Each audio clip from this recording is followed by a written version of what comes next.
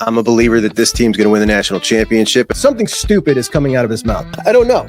Maybe it's just my age. He needs his vote pulled immediately. And of course, yes, a season like this has to have a name. Let's talk about something good about Justin Freck. What are you doing? Season of dreams. Ohio State, my guys, are either the best or the second best program in the history of college football. This guy is a bonehead. They love him. I question your judgment as an adult. I really do. I was a total hater. I know that for a fact, and I just don't get it. Get us back our sleeves. And say, bring me that. That's the one I want. And welcome into Juckonbucks. Appreciate you for joining me. We're going to do our 10 questions. Before every Ohio State game, I like to ask 10 questions that 10 questions from the game, 10 questions I'm going to be looking out for. And then coming out of the game in the post-game show, which we do immediately after every Ohio State game here at Juckonbucks and on Menace to Sports. And we answer those questions.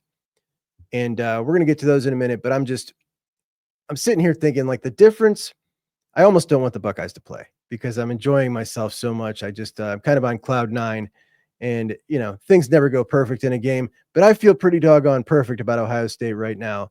The difference in the attitude from the team, from the coaching staff, week after Oregon game, then the bye week, then the week after Nebraska. It was just kind of 3 weeks of funk, not just inside the Woody, and we could see it in their demeanor in the press conferences, but outside too, you know, and we talk to each other every day, all of us Buckeye fans, the ones that are watching this show that are super in tune. The mood was not good, and there was a lot of infighting, and things were just not feeling right. And coming out of that Penn State game, which wasn't a perfect game, right? And it didn't need to be. It was a top 5 game. It doesn't need to be perfect. You just need to win those ones. It doesn't need to be any forecasting. Okay, what does this mean moving forward? It doesn't need to be any of that. Just win the damn game. And they did. And the way they closed it out, I just, you know, it's something we haven't seen in a long, long time. And it has us all feeling so good that the mood's great. The mood's great in the Woody. We heard it from Dylan Davis. I've heard it from other folks. Everybody, you could see it in the press conference. Ryan Day just felt like himself, you know, took his time, relaxed, answered questions. It was cool to see. And I feel like we got so lucky with the conference expansion that we were able to play a top-notch team like Oregon in the middle of the season, to be able to have enough time to recognize some things you wanted to change them. And he characterized it, Ryan Day, as re-engineering the defense. And then basically said that was part of simplifying it, was part of the re-engineering, which, you know, I don't know, but I do know that, you know, folks that are far more into schematics than I am when it comes to defense are looking at the back end or saying it looks a lot more like Jim Knowles' defense at Oklahoma State. And that's nice. I like that a lot. Now, I would like to see a little more of that jack position because, as we'll talk about, I'm sure a little later, we've got, you know, some things, some roster holes, right? We got some roster issues in a couple of areas. One of them is, well, let's get to our 10 things first. So let's go. Obviously, the Purdue game is a 39.5 point line. Bucks favored by 39.5.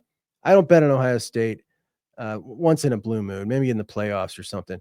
But I do make picks for all the best games of the week. So I go by time slot, the noon slot, the afternoon slot, the evening slot, maybe the real late slot, which we have a good one this week, and kind of pick the 3 or 4 best games. And then I go through and make picks. We're on a 7-game heater, and I made those picks earlier with Chris, but we forgot to include the Ohio State game. So I want to make sure that we got that logged down on record. Chris has chosen Ohio State minus 39.5. I have picked Purdue plus 39.5. And the reason that I did that is because Ohio State, coming off of a ranked win, is historically not very good covering the spread the following week.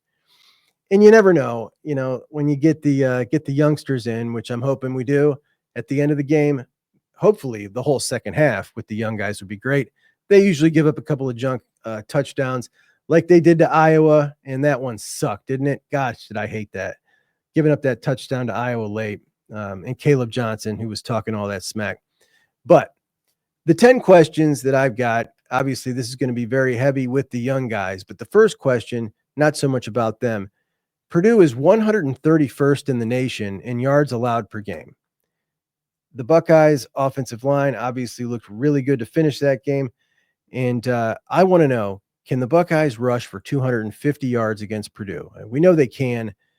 I think they're going to be committed to trying to run a lot tomorrow.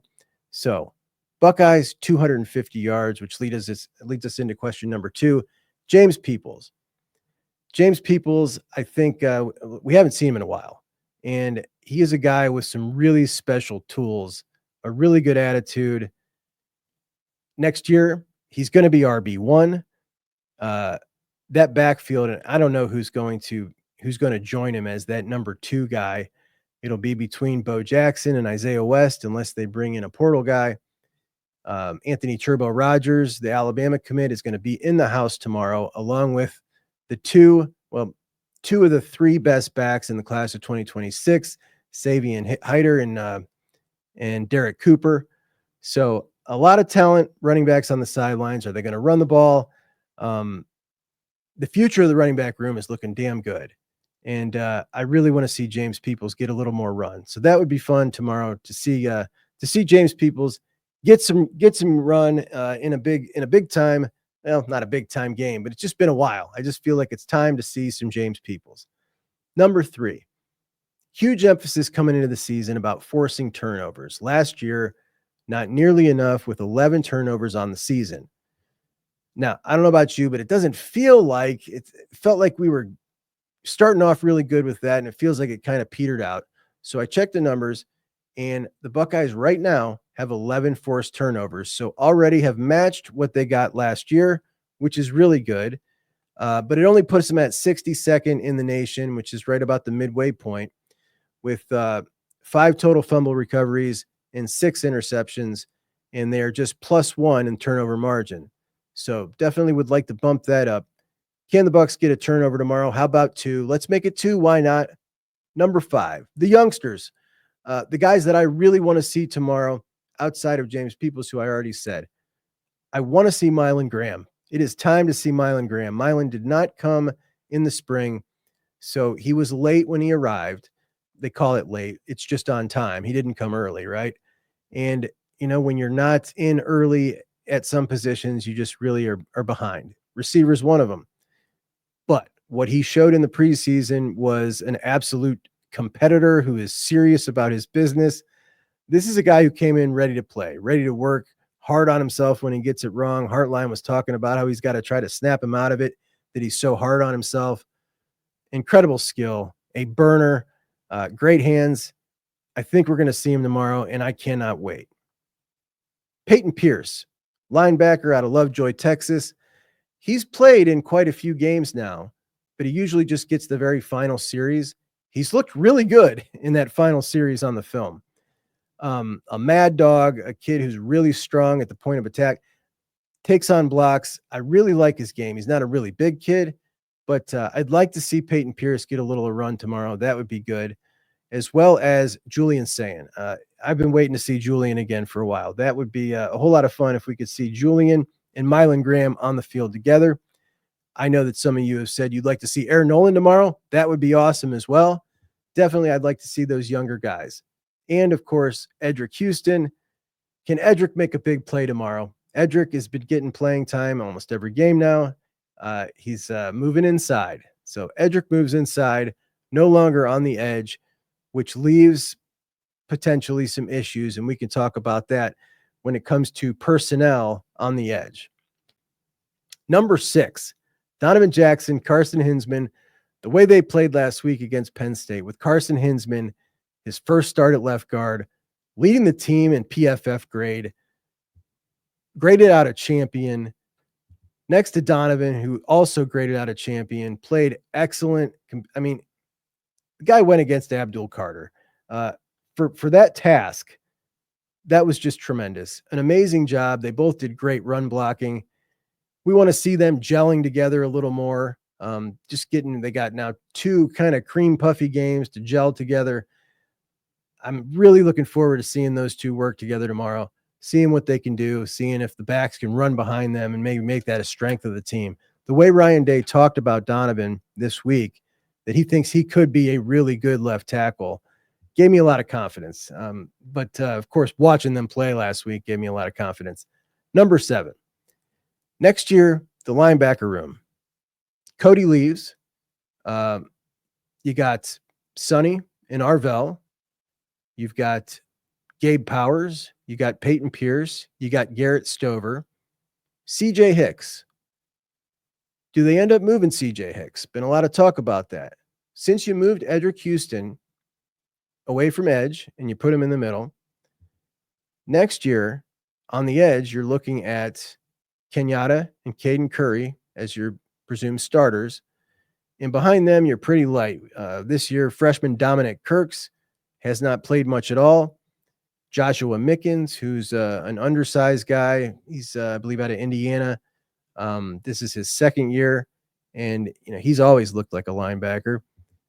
You've got the freshmen coming in, hopefully, should everything maintain the same, and Zahir Mathis, Ziggy Grady, and London Merritt.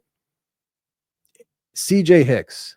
The linebacker room is going to have 3 new additions with Riley Pettijohn, TJ Alford, and Eli Lee, plus Garrett Stover and Gabe and Peyton Pierce and Arvell and Sonny.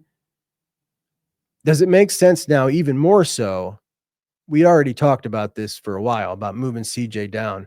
When you look at the numbers now next year, it looks like it makes a whole lot of sense. And that's not the question. The question is, do we see Gabe Powers, Arvell Reese, Peyton Pierce, Garrett Stover, any of these guys coming in and playing? I would like to see some of those young linebackers in there and get some serious run. I guess in particular, Gabe Powers. Gabe Powers is a guy that I thought was going to kind of elevate and be a guy that was going to get some play this year in serious crunch time, like big moments, a good amount of playing time. And that's not come to fruition. We've really only seen him with Peyton Pierce at the very end of the game. And I would definitely like to see a little more Gabe Powers. Wouldn't that be nice? Number 8, a big return. Can we get one big return? They're waiting, man. They're waiting. They're trying to pop one. Caleb Downs, Ryan Day's putting him back there. He's talked about not being satisfied with the return game, with specials.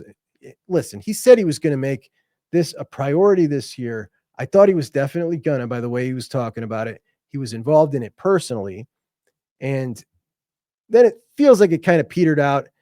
Now it sounds like he's re-involved. He's re-energized in the specials, and maybe we can pop a big return. So I'm looking out for that.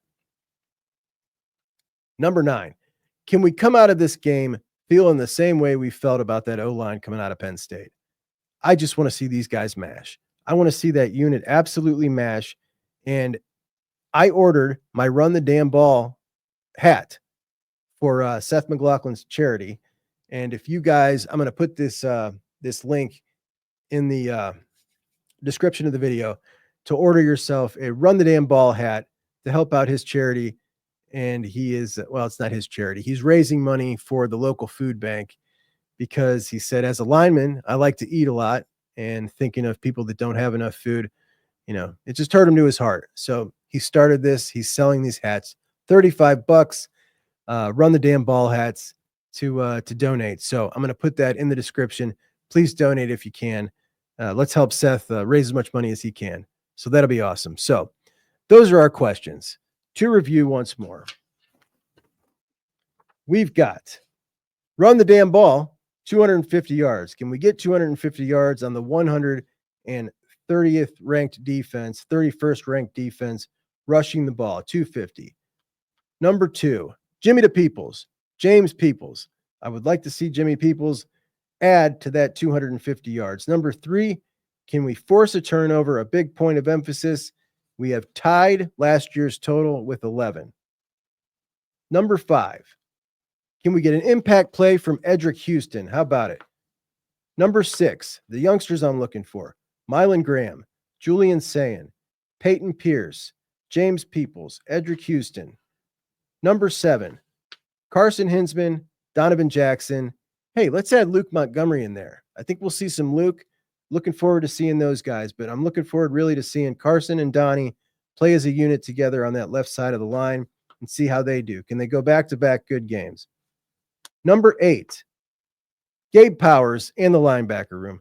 Gabe Powers, Peyton Pierce, Garrett Stover. Do we see any of those guys? Would like to see Gabe Powers get some extended minutes. I think it's time we get Gabe in there for an extended look and let him play a little bit.